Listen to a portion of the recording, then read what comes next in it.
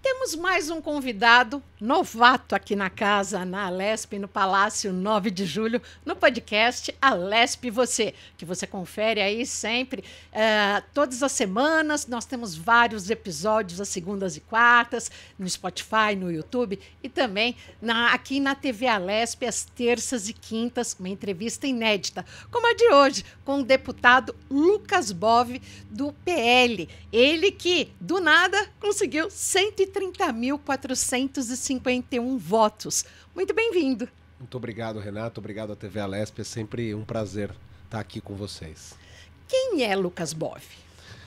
Bem, a pergunta complexa, né?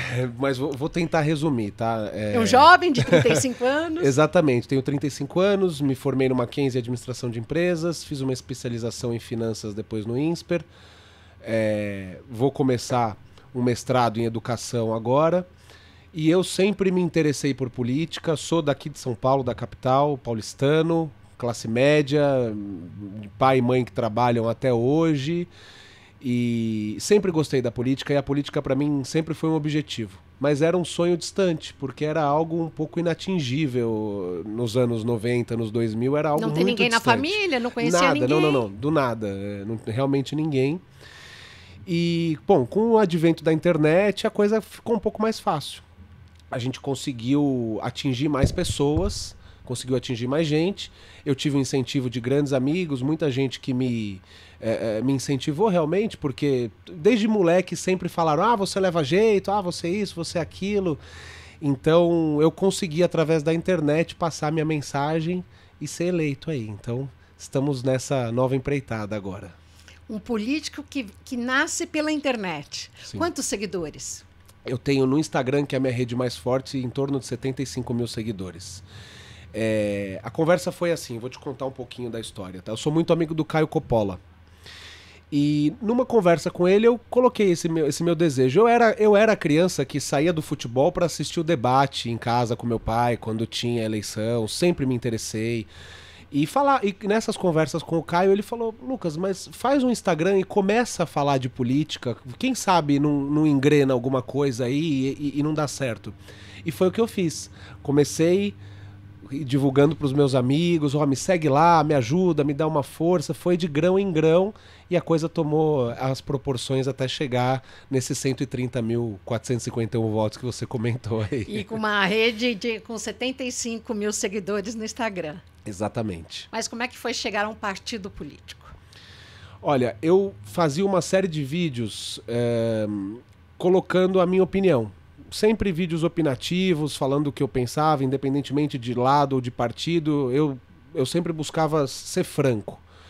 Em um desses vídeos eu fiz uma crítica muito forte ao Partido Novo, por algumas posturas que eles adotaram ao longo do início do governo Bolsonaro, principalmente em relação a aspectos econômicos. Sempre eu tentei voltar para o lado um pouco mais técnico e menos ideológico, principalmente naquele primeiro momento. E o Ricardo Salles, hoje deputado federal, que teve... A época ministro do Meio Ambiente? A época, ele já não era... Não, ele não era mais ministro. Isso foi em finalzinho de 2020, assim, 2021. Ele já tinha acabado de sair do ministério. Mas antes disso, quando ele foi ministro, ele saiu do Partido Novo, teve uma discussão lá, e esse vídeo chegou até ele, foi o primeiro vídeo que viralizou, eu criticando algumas posições do Novo. E ele me procurou, foi assim, quem é você, o que você quer na política, qual que é a sua história? Eu contei mais ou menos o que eu estou contando para você aqui, e ele me fez o convite para ir ao PL, para me filiar, para fazer uma dobrada com ele. Ele enxergou que a gente tinha algumas ideias, para não dizer quase todas aí, em comum. E ele me deu essa oportunidade, me colocou lá dentro. Podemos dizer, como dizem na política aí, que é o meu padrinho político, é o Ricardo Salles. Me abriu todas as portas e eu sou muito grato a ele por isso. E como é que é caminhar aqui dentro da Alesp, com um padrinho à distância, e você tendo todo um universo na maior casa parlamentar da América Latina? Você sabe que eu nunca tinha tido essa experiência, né, Renata? Eu nunca tinha participado de nenhuma eleição, nunca tinha tido nenhum contato com nenhum político. Tá sendo muito mais tranquilo do que eu imaginava, pelo menos por enquanto, sob o aspecto de caminhar na casa mesmo, né? Mesmo durante a campanha, pelo próprio apoio do Ricardo, que é uma figura muito querida na direita, no nosso espectro político, as pessoas me abraçaram muito já na época da campanha. o Gil Diniz, que é um deputado estadual que se reelegeu agora, foi um cara que realmente me ajudou muito durante a campanha, mesmo nós sendo concorrentes. Nós éramos concorrentes e ele me ajudava muito. O Major Meca, a própria deputada Janaína, os deputados federais, o Eduardo Bolsonaro, o Ricardo, o Luiz Felipe de Orleans e Bragança, enfim, uma série de políticos que me abraçaram e me ajudaram. Então tá sendo muito suave o meu caminho aqui por enquanto, nesse sentido, de me ambientar, de saber como funciona. Tô tendo muito apoio de muita gente. E o que o senhor traz na pasta já com intenção de levar isso adiante com projetos de lei, para conversar com as bancadas? Quais são suas expectativas em relação a isso? Olha, as expectativas são de fato as melhores possíveis, porque eu aprendi sempre, e é isso que eu busco pregar e que eu busco colocar na política quando a gente tenta ideologizar muito as coisas. Quando a gente aprende que a gente tem que respeitar o próximo, e o ponto, isso é suficiente. Infelizmente, hoje em dia, a gente precisa... O próximo não é suficiente, a gente precisa esclarecer mais, né? Mas eu venho primeiramente com muito respeito. Eu encontrei a deputada Alessi Brandão outro dia aqui pelos corredores, fiz questão de cumprimentá-la. Ela está exatamente do lado oposto ao meu no espectro político, né? Mas eu fiz questão de cumprimentá-la, tive a oportunidade de encontrar com o deputado Eduardo Suplicy também, com a professora Bebel, pessoas que estão do outro lado, que divergem de mim em quase tudo. Mas eu acho que com respeito, com diálogo, a gente consegue. Lá em cima, lá na tribuna, a gente vai debater, vai discutir, e eu vou lutar com unhas e dentes para que o que eu defendo, o que os meus eleitores esperam de mim, seja colocado em prática. Para o que o governo Tarcísio quer para o estado de São Paulo seja colocado em prática. Mas eu acho que isso pode ser feito com respeito ao outro lado, porque do outro lado também tem gente séria, também tem gente que quer trabalhar, também tem gente que tem uma outra visão. Então eu diria para você que, acima de tudo, a minha expectativa é de ter respeito mútuo nessa casa, muito diálogo e muito avanço, porque aí é São Paulo que ganha, né? O senhor acha que trabalhar nesta casa, neste momento, com um novo governador após aí 30 anos de PSDB, torna-se mais fácil? Eu acho que, de uma certa forma, sim. Porque vários paradigmas estão sendo quebrados, certamente, né? Eu, como estou aqui no primeiro mandato, não posso te dizer como era antes ou como era até 15 de março, o fim da legislatura passada. O que eu posso te dizer é que o Tarcísio vem com um espírito de mudança muito grande. Isso passa pela Assembleia da Casa, né? Pela Assembleia, enfim, pela Casa.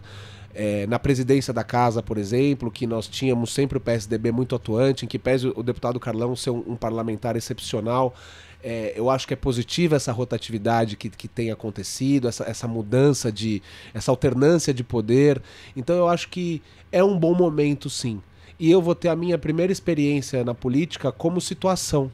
O que me parece ser mais confortável, ou ao menos, não sei se mais confortável é a palavra, acho que na política não tem lugar muito confortável, mas mais produtivo do que ser oposição.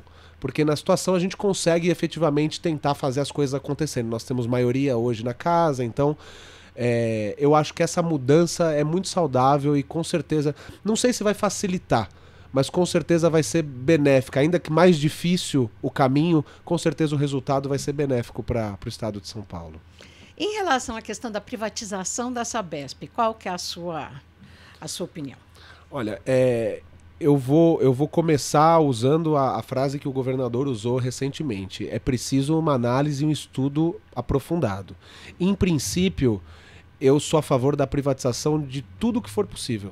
Assim, a gente não consegue a ausência total do Estado, isso é uma utopia, mas eu sou a favor de um processo de privatização amplo, porque eu acho que você traz iniciativa privada, você melhora a eficiência, você coloca metas. O governo, para mim, ele tem que ter, sobretudo, a função de fiscalizar.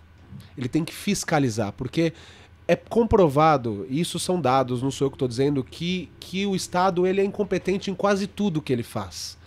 A não ser talvez na Receita Federal. Se você atrasar o imposto, rapidinho eles batem lá na sua porta. Eles vão até agora entregar a restituição pelo Pix? Exatamente. Então, assim, mas na maioria das coisas que o Estado se propõe a fazer, ele não consegue lograr o êxito esperado.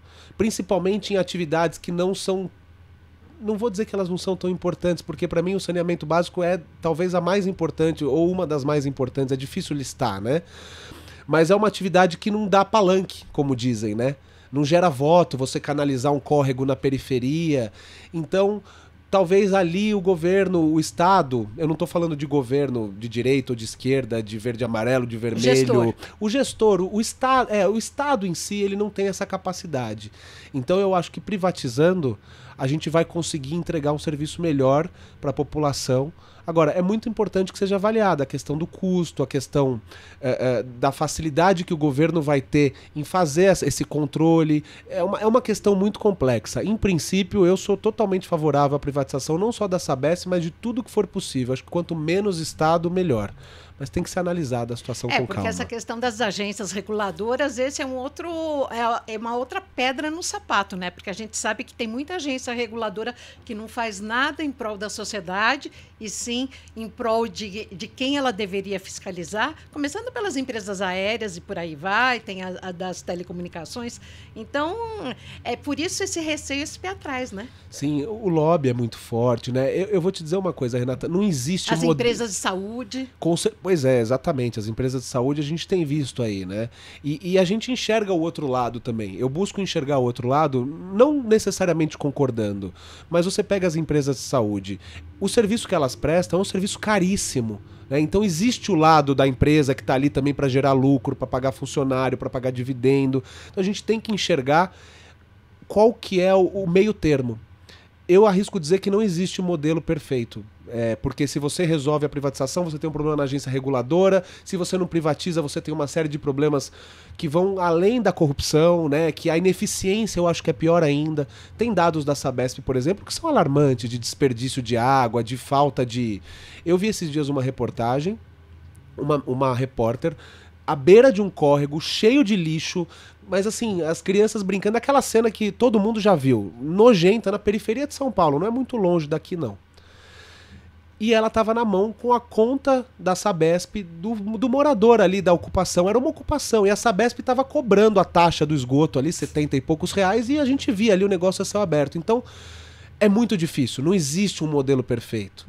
Essa é a diferença, e é aí que eu estou tentando me adaptar, entre você estar na internet ou você estar em campanha e você ser governo, e você fazer parte da decisão. É muito mais complexo. Porque... Houve uma cobrança por parte dos seus seguidores já a partir do momento que o senhor foi eleito? Houve muita cobrança, muita cobrança. Eu fiz uma campanha ferrenha ao longo do primeiro turno todo, e no segundo turno eu fiz muita campanha também, muita. É claro que o ritmo é outro, até porque eu não tinha mais os recursos de campanha, mas eu fiz muita campanha para o Tarcísio e pela reeleição do presidente Bolsonaro. Fiz campanha com o Eduardo Bolsonaro, com o Gil Diniz, promovemos a Decivaços, viajei o interior de São Paulo, sempre que dava eu me enfiava com alguém lá e ia.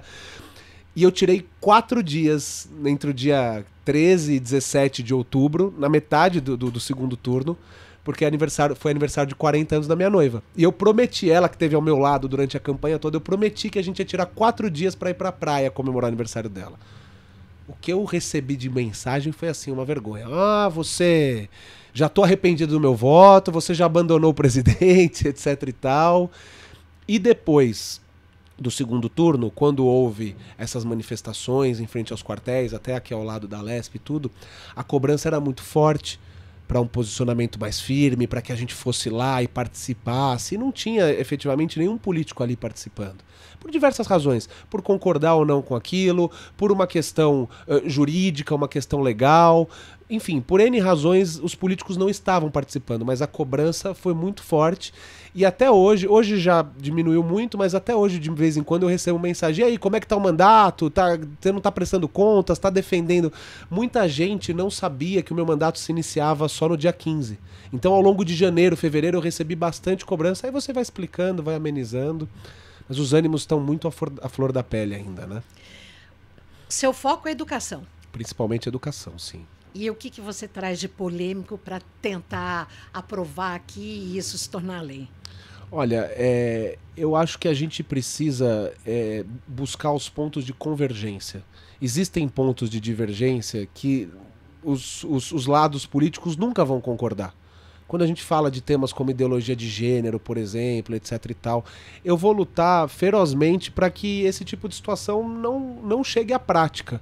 Mas eu também não posso deixar de ser responsável e observar que tem muita coisa que é mais importante do que isso. E eu não estou dizendo que a questão da ideologia de gênero não seja importante para os não binários e que não seja importante para nós conservadores. É uma questão importante para os dois lados. Mas eu não tenho como discutir ideologia de gênero, pronome neutro, enquanto nem o português convencional as crianças podem falar. Então, as pessoas não conseguem se expressar, não conseguem fazer uma conta de matemática simples. Eu tenho uma construtora, eu venho do ramo da construção civil, uma pequena construtora. Na minha equipe tem engenheiro que não sabe fazer uma conta de cabeça, que não sabe escrever uma mensagem num e-mail. Então, assim, é muito complicado isso mesmo. Gente formada, graduada. Então, a minha luta principal aqui é para que a gente consiga focar os investimentos públicos na educação básica. Eu acho que a educação básica é primordial. A gente vai discutir todas as questões ideológicas, eu não vou me furtar nenhuma delas e vou defender todas as posições que eu acredito.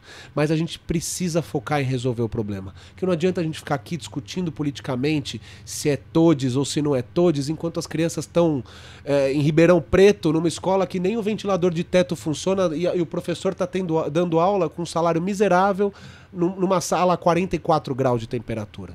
Então, as questões que a gente precisa resolver, elas são muito mais centrais do que essas questões polêmicas que você colocou, entendeu? Acho que a gente tem coisa muito importante para resolver muito rápido.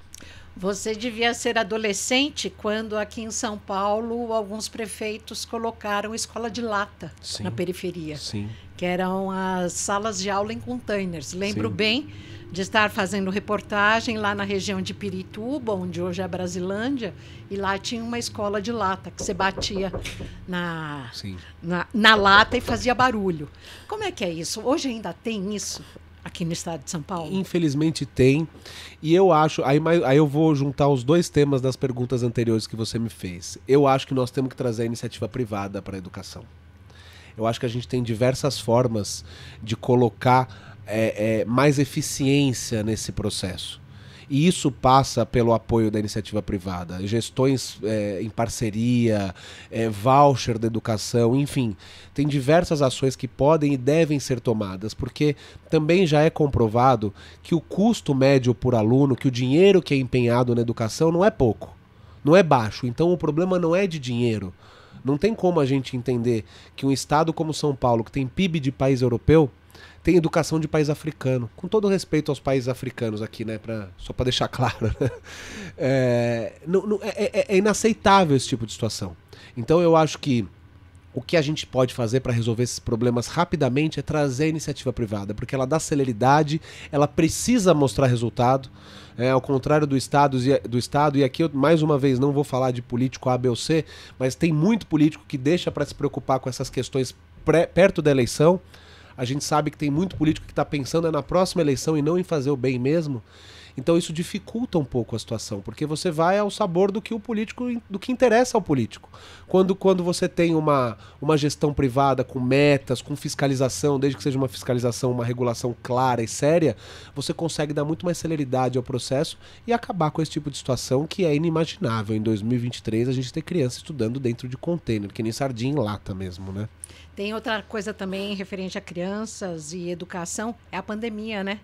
As crianças, principalmente da periferia, de baixa renda, que não tinham domínio da internet, não tinham um bom equipamento para assistir às aulas à distância, aí torna-se aquela história no estado que não pode repetir, não pode reprovar.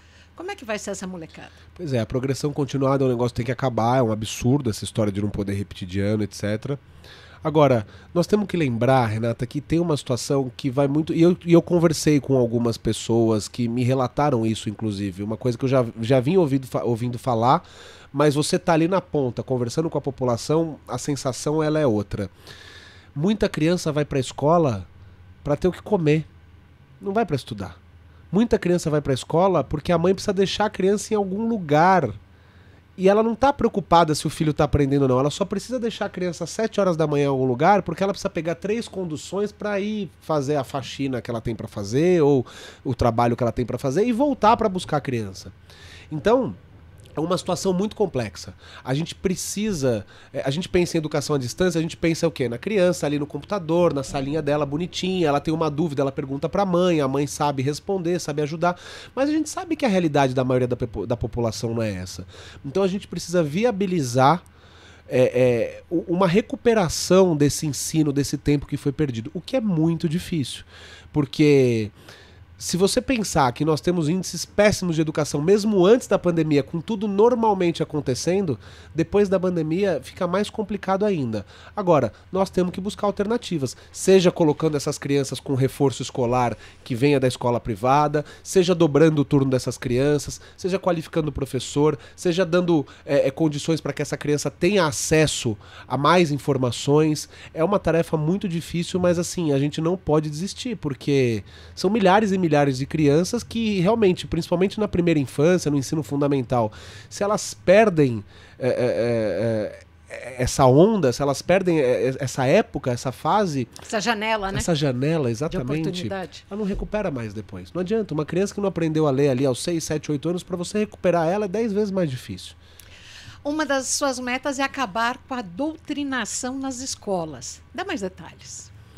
Olha, eu acho que a academia, eu respeito muito, muito a academia, mas é um fato que a academia ela foi muito contaminada por uma ideologia. E o que eu defendo é que não haja ideologia. Eu não sou a favor de que a gente ensine direita ou esquerda na escola. Eu sou a favor que a gente ensine simplesmente as coisas como elas são. Então, o que a gente precisa fazer é qualificar um pouco melhor os nossos professores, com todo o respeito aos professores, principalmente da rede estadual, que são verdadeiros heróis aqui em São Paulo. A gente sabe como é difícil. Outro dia mesmo eu estava vendo um vídeo de um aluno batendo numa professora. Isso a gente vê sempre, né? Infelizmente, cada vez mais comum. Mas a gente precisa limpar isso, sabe? A gente precisa dar mais atenção para a formação dos professores. Não adianta a gente chegar lá na escola, colocar um bedel na porta ou mudar a cartilha e falar agora você vai fazer assim, agora você vai fazer assado. A gente precisa de fato conscientizar os professores de que a forma de ensinar talvez não seja aquela. Tem um dado que para mim é alarmante. As piores notas do Enem são dos ingressantes nos cursos de pedagogia. Isso é gravíssimo, porque os piores alunos que já vêm de uma formação ruim vão formar os próximos. Então, assim, eu quero acabar com a ideologia, eu acho que a gente não pode tratar a escola como um palanque político, como um local de fazer política, né? Pode promover o debate, desde que seja isônomo, da porta da sala de aula para fora, tudo bem. Agora, a gente não pode usar a escola como palanque político. Mas isso não é uma tarefa simples, não é uma coisa que você vai chegar lá, vai virar uma chavinha no professor e falar, agora você ensina dessa forma. Entendeu? Então é por aí, é na formação dos professores que a gente tem que investir bastante. O professor é amigo, ele passa mais tempo com o seu filho do que você, às vezes.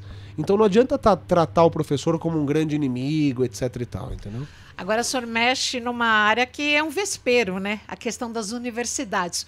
O que o senhor quer dizer quando cita moralizar as universidades de São Paulo? Olha, para começo de conversa, isso é uma opinião minha e é uma coisa que você perguntou sobre polêmicas, essa é uma delas. Eu acho que a universidade pública ela tem que ser de graça só para quem não pode pagar.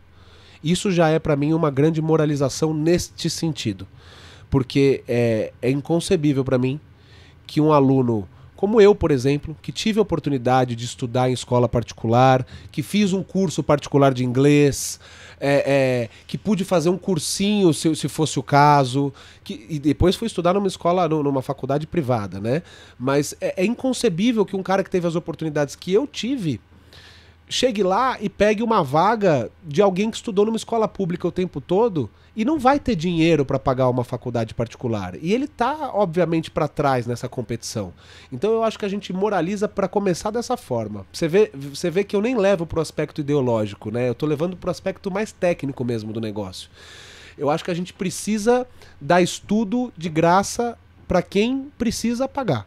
Para quem precisa da gratuidade, para quem não tem condições de pagar. Porque a gente tem que lembrar que não é de graça. A USP custa 6 bilhões por ano. Esse valor é todo advindo do ICMS.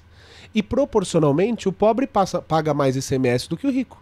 porque a alíquota é igual, tudo mais, mas no salário, no final do dia, faz mais diferença a alíquota de imposto para um cara que ganha 1.000 do que para um cara que ganha 10, 20 mil. Então, isso eu acho que é a grande imoralidade da universidade pública. Você só tem gente ali, eu não vou dizer que só, mas a grande maioria dos estudantes ali teriam condições de contribuir, de pagar metade de uma bolsa, alguma coisa assim. E para que a gente quer esse dinheiro? Para simplesmente poder financiar os demais. Então, com isso, a gente consegue financiar. Se um aluno, se eu quiser estudar numa escola pública, eu posso numa faculdade pública. Só que eu comprovo, eu não consigo comprovar a necessidade, eu pago. Com aquele dinheiro a gente investe em equipamento, investe em professor, investe em pesquisa. Então, esse é um primeiro ponto que eu acho que é de suma importância para que a gente consiga moralizar as universidades. Tirar... E aí, desculpa até a expressão forte, eu tô tentando ser mais recatado do que eu era na época de campanha agora com o mandato, que a responsabilidade é outra. Nos vídeos também, né? Pois é, a responsabilidade é outra, exatamente. Mas assim, tem muito filhinho de papai consumindo droga na faculdade, enquanto o cara que queria uma oportunidade, que ia agarrar com unhas e dentes, não tem, porque ele não teve essa chance. Então eu acho que esse é um caminho. A questão da revisão das bolsas. Eu vivo uma série de trabalho de doutorado, e o tema era o seguinte: a importância da interação sexual nos banheiros públicos da rodoviária X. Tá? Era um tema de uma tese. Desculpa, eu não vou aqui tirar o mérito desse trabalho. A pesquisa deve ser importante para alguém. Mas você há de concordar comigo que isso não é uma pesquisa tão relevante para ser feita com dinheiro público. Entendeu? Você quer pesquisar sobre a interação homoafetiva nos banheiros públicos? Sem problema nenhum, pode pesquisar. Agora, não faça isso com o dinheiro do contribuinte. A não ser que a gente vire uma Noruega. Tem saúde de ponta, tem educação de ponta, tem infraestrutura de ponta, segurança é nota 10, tá sobrando recurso, vamos direcionar para esse tipo de coisa. Mas enquanto a gente não chegar nesse ponto, a gente precisa moralizar a utilização dos recursos públicos, e isso passa justamente por essas questões. Em relação a essa questão da educação, o senhor defende a ampliação do sistema de cotas? Eu defendo a ampliação do sistema de cotas, mas as cotas elas têm de ser sociais e não raciais, sexuais, enfim. Eu acho que as cotas são importantíssimas e é justamente isso. Eu acho que o sistema de cotas, ele de uma certa forma é uma parceria entre o público e o privado, né? Então você dá oportunidade para alunos da escola pública estudarem em universidades privadas. Agora, não adianta você ter um sistema de cotas... Não estou falando, desculpa, não sei se eu me fiz entender bem. Eu estou falando do sistema de cotas das universidades públicas. Das universidades públicas. Isso, então desculpa. Os negros, não sei se tem cotas para indígenas. Eu acho que a cota ela tem que ser sempre social, entendeu? Eu acho que a gente tem que ter cota por uma... Acho que o senhor estava falando do FIES. Eu que talvez tenha feito confusão. Não me lembro exatamente da sua pergunta, mas acho que eu que fiz confusão, desculpa. Eu acho que as cotas elas têm de ser sociais. Porque é claro que a maioria do povo necessitado é preto. Isso é nítido. É só você ir nas comunidades, na favela, na periferia, e você vai ver que a maioria é preta. Isso é um fato. Agora, existem também outros ali. O mulato, o indígena, o branco. Por que não? E como é que você justifica pro filho do seu João e o filho do seu Manuel? O filho do seu João é preto e o filho do seu Manuel é branco. Os dois moram ali em Paraisópolis. E o branco teve uma nota até um pouco maior que a do preto. Só que ele não entrou por causa da cota. Então isso é um problema. A cota ela tem que ser social. Eu tenho para mim que a cota ela tem até um quê de discriminatório, sabe? Naquele lance da pessoa ter que provar que ela é de cor, que ela não é, que ela é parda. Já começou a aparecer muita fraude, né? Muita denúncia. Muita fraude, muita denúncia. Não sei se você se lembra que teve até um manual uma época, eu não me recordo de onde que veio, mas que dizia sobre o tamanho do lábio, a largura do nariz. Então é uma situação até inconveniente. E eu acho que você cria... uma rixa entre eles mesmos, entre o preto e o branco, que são de uma mesma classe social. E tem uma coisa que é pior. Se você leva só para o lado racial, você acaba, às vezes, deixando uma pessoa que tem uma capacidade, que tem a mesma necessidade, mas que tem uma capacidade superior de fora. E aí aquele que entrou só porque ele é de uma outra raça, tem uma outra cor... ele muitas vezes, eu vi isso em alguns casos, ele não consegue acompanhar a universidade, porque ele não teve um preparo para aquilo. Então, eu estava falando justamente do FIES, né? Você pega no Mackenzie, onde eu fiz, tinham 10 alunos, na época era ProUni. Tinham 10 alunos, só 2 finalizaram a faculdade. Porque eles não conseguiam acompanhar. Pega uma DP, pega outra, aí fica... DP é a recuperação, né? Aí o cara pega uma, já perde um pedaço da bolsa, não sei o quê. Então, é um despropósito. Enquanto a gente não cuidar da educação básica, a gente não vai resolver. Isso tudo é paliativo. Pode pôr cota para A, B ou C, mas é tudo paliativo enquanto a gente não cuidar da educação básica. E a educação básica começa pela reciclagem, pelo treinamento dos professores e pela valorização desse profissional. Com certeza, também. Eu acho que também. Isso, e a valorização não é só uma valorização salarial, né? Obviamente que é salário. E eu vou te trazer um outro dado. Porque só isso paga boleto, né? Pois é. 3% dos alunos hoje, entrando no ensino médio, sonham em ser professor. Então é uma profissão que a gente está correndo o risco de entrar em extinção. Aí o que acontece? Aquilo que eu te contei agora há pouco. As piores notas, os piores alunos, eles ficam sem opção ali no Enem. Eu vou fazer pedagogia e acaba virando professor. Então a valorização ela passa pelo salário, mas ela passa também por uma questão da sociedade. O professor ele tem que ser visto como uma figura de respeito, como uma figura importante, como a gente olha hoje para um médico, para um advogado, para um político. Eu comecei agora aqui, o senhor para lá, o senhor para cá, deputado isso, deputado aquilo, tapete vermelho e tal. Poxa vida, eu sou um funcionário público, assim como um professor. Por que é que a gente não valoriza? Eu tô sendo muito franco aqui, sabe? Eu até me assustei um pouco com essa deferência toda. Eu entendo, a gente representa a população, são 130 mil votos, mas... como é que um professor que sai de casa às 5h30 da manhã, volta às 8 horas da noite, passa o dia inteiro dando aula, ganha um salário de miséria, não é respeitado dessa forma? Sendo esculachado por aluno. Esculachado por aluno, falta de segurança, tráfico de droga na porta da escola, não tem um acompanhamento. E aí que isso tudo faz parte da valorização. A própria reciclagem, treinamento. Eu acho que a visão ela tem que ser um pouco mais moderna nesse sentido, sabe? Porque até quem defende a classe... muitas vezes defende de uma maneira muito corporativista, com um olhar muito pequeno. E a gente tem que entender que o professor só vai ser valorizado se o aluno valorizar, se o pai do aluno valorizar. E para isso ele precisa prestar um bom serviço. E para ele prestar um bom serviço, você precisa dar condições para ele prestar um bom serviço. Ter uma infraestrutura adequada, ter uma lousa que funcione, ter livros apropriados, ter o processo de reciclagem, ter o salário e tudo isso mais que a gente comentou aqui, né? É uma tarefa difícil, não vai ser uma coisa do dia pra noite. É uma utopia? A perfeição no Brasil, eu arrisco dizer que sim. Não digam a perfeição, mas isso que o senhor coloca na mesa? Eu acho que não é uma utopia. Eu só não sei se vai dar tempo, por exemplo, dos meus filhos aproveitarem isso. Porque o sistema é muito complicado, né? Seus pais estudaram em escola pública? Não, meus pais estudaram em escola particular. Eu tenho tios que estudaram em escola pública, mas os meus pais já estudaram em escola particular. Mas na época dos meus pais, a escola pública ela era muito... a minha mãe, ela fez o magistério e ela foi dar aula em escola pública depois. Era muito valorizada a escola pública naquela época, né?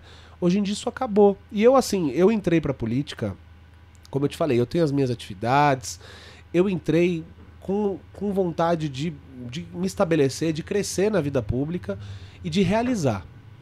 Se eu, sinceramente, achar que isso é uma utopia e que isso nunca vai acontecer e que vai ser impossível, eu volto para a iniciativa privada e acabou. A intenção aqui é plantar uma semente. Eu acho que há a possibilidade disso acontecer, mas vai demorar. Então, por isso que a gente precisa plantar uma semente e, como eu te falei, eu preciso buscar aqui dentro com os meus adversários políticos os pontos de convergência. Porque se eu fizer tudo goela abaixo aqui, daqui 4 anos, vamos dizer, 4, 8 anos, muda o governo, entra um governo de esquerda e desfaz tudo que a gente já fez. Então, assim, a gente tem que convergir para que as coisas sempre evoluam e não aconteça o que vem acontecendo na política sempre. Entra um governo, desfaz, ou pior, para na metade tudo que o outro fez e começa tudo de novo. E não dá tempo, em 4 anos ninguém vai fazer nada. Realizar projetos sustentáveis, né? Exatamente, exatamente. E aí eu tenho certeza que eu sentando com os meus colegas aqui do PT, por exemplo, do PSOL, enfim, e buscando alternativas para que a gente tenha uma educação pública básica, a educação básica de mais qualidade, valorizando os professores, ninguém vai dizer que é contra. O que a gente vai ter que entender é como que a gente vai chegar nesse fim. Mas o fim, eu acredito que todo mundo tenha o mesmo objetivo, que é uma escola de qualidade com professores valorizados. A dificuldade é que eu penso que a gente tem que chegar por um caminho, eles pensam que a gente tem que chegar por outro. Quem sabe a gente vai um pouquinho por aqui, um pouquinho por ali e consegue chegar dar um sede de um lado. Exato. É assim que funciona, né? Agora, deputado Lucas, o que significa garantir as liberdades individuais dos paulistas, que isso o senhor trouxe aí ao longo da sua campanha aqui para a Lesp? Olha, isso passa pelo que a gente conversou agora há pouco em relação ao Estado. Eu acho que o Estado ele atrapalha muito. O Brasil é um dos países mais mal colocados nos rankings aí de liberdade econômica e tudo mais. Então eu acho que assim, passa por vários aspectos. No aspecto econômico, inclusive em fevereiro aí o Tarcísio assinou um decreto reduzindo uma série de impostos e outras medidas estão por vir. Porque no aspecto econômico você não tem nenhuma liberdade de empreender. Porque de cara, o Estado, eu digo o Estado como um todo, o Estado brasileiro, né? Município, o Estado e a União. O Estado te toma 30%. Então Sim. Você já tem um sócio de 1/3 no teu negócio. Isso para mim já é uma ausência de liberdade total. Depois, a questão que a gente abordou muito ao longo da campanha, a questão da vacinação, por exemplo. Eu não sou contra a vacinação e nem posso ser. Mais de 90% da população se vacinou. Tá claro que o brasileiro é a favor da vacina. O que eu sou é a favor de que cada um tenha a liberdade de escolher se quer ou não se vacinar, se quer ou não vacinar o seu filho. Se a vacina... O senhor se vacinou? Eu tomei 2 doses de vacina, sim. Se a vacina impedir que a transmissão ocorra, aí eu concordo plenamente. É uma questão de saúde pública, é uma questão coletiva e você precisa garantir que isso ocorra. Mas não era o caso dessa vacina, por exemplo. Então esse foi um assunto muito abordado ao longo da campanha. O Tarcísio, inclusive, já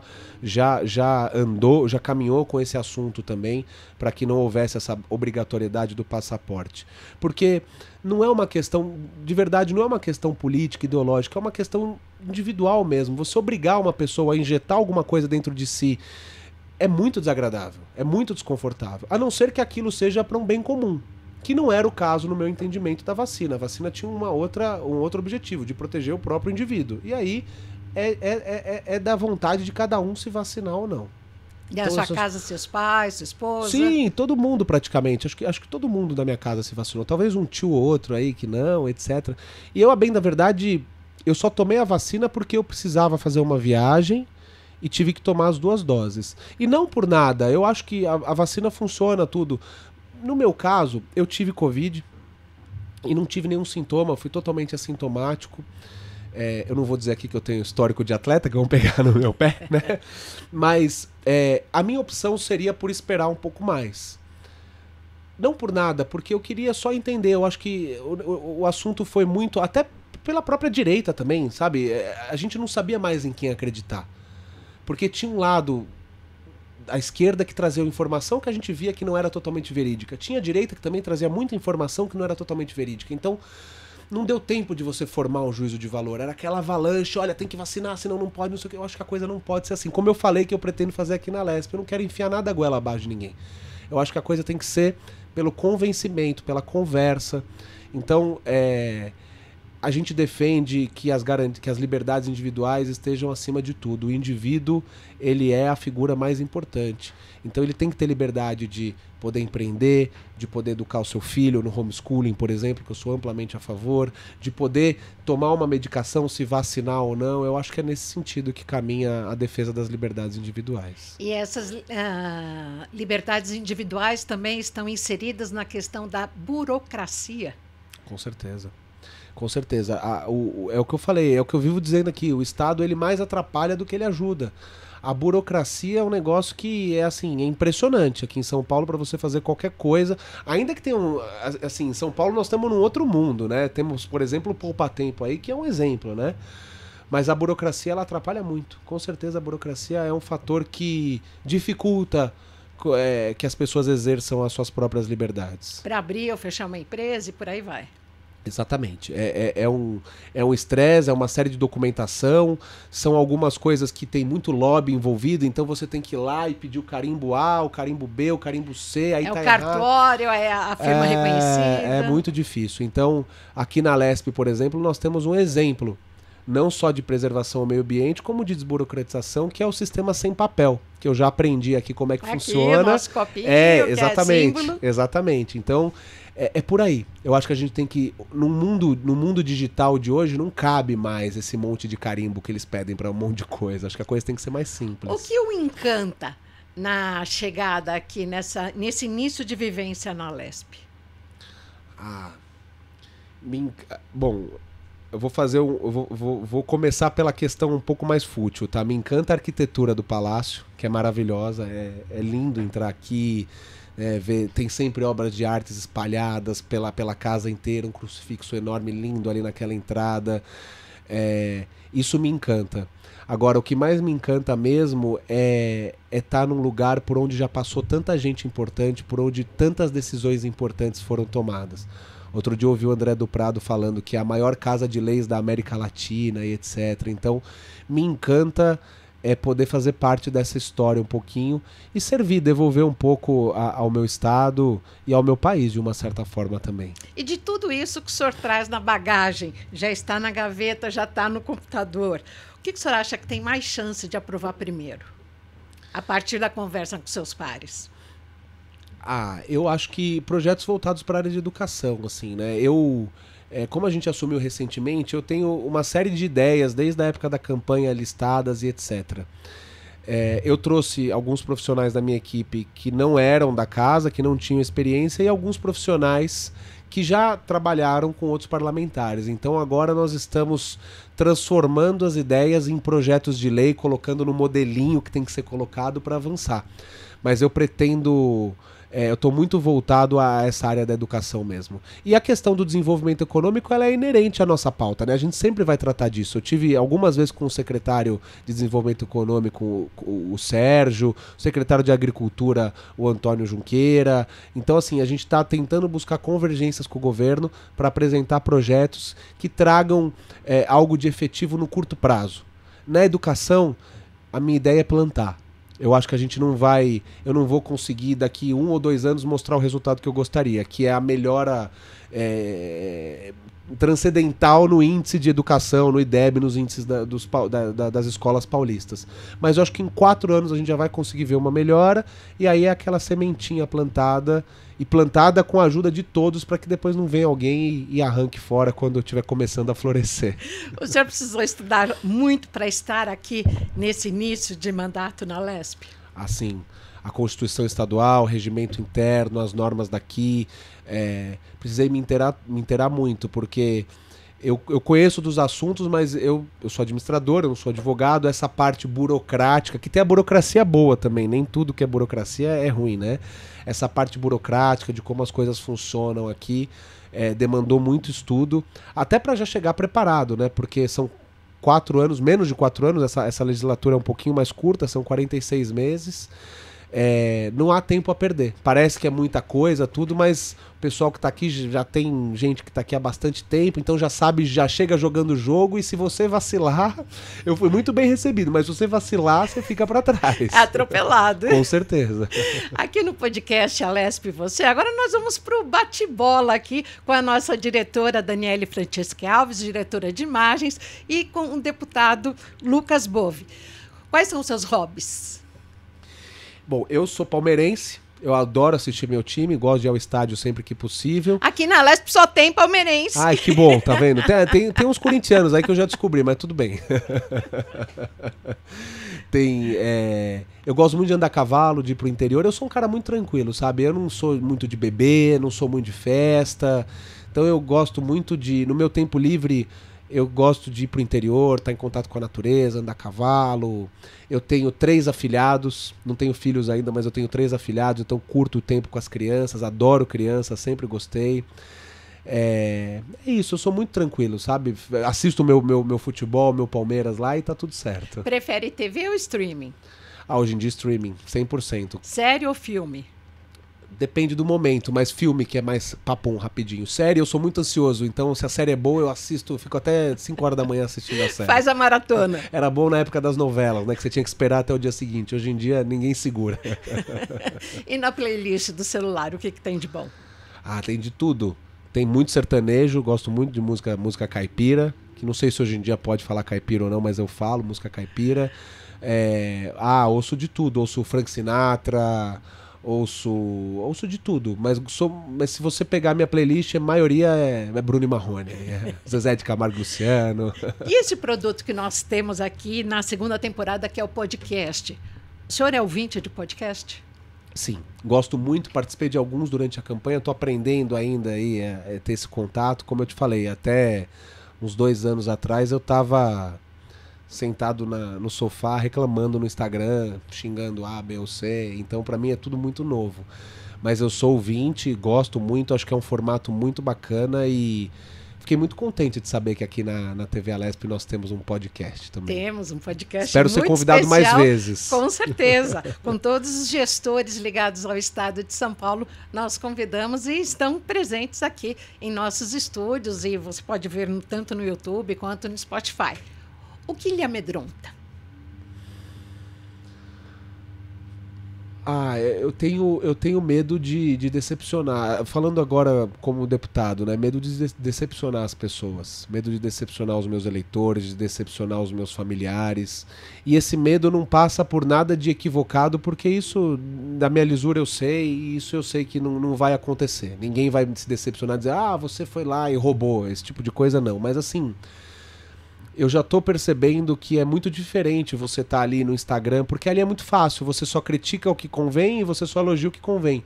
Aqui você não pode se furtar a nenhuma decisão. Eu acho que isso é principalmente a primeira coisa que os meus eleitores esperam. Que é vidraça, né? Exato. Que a população espera.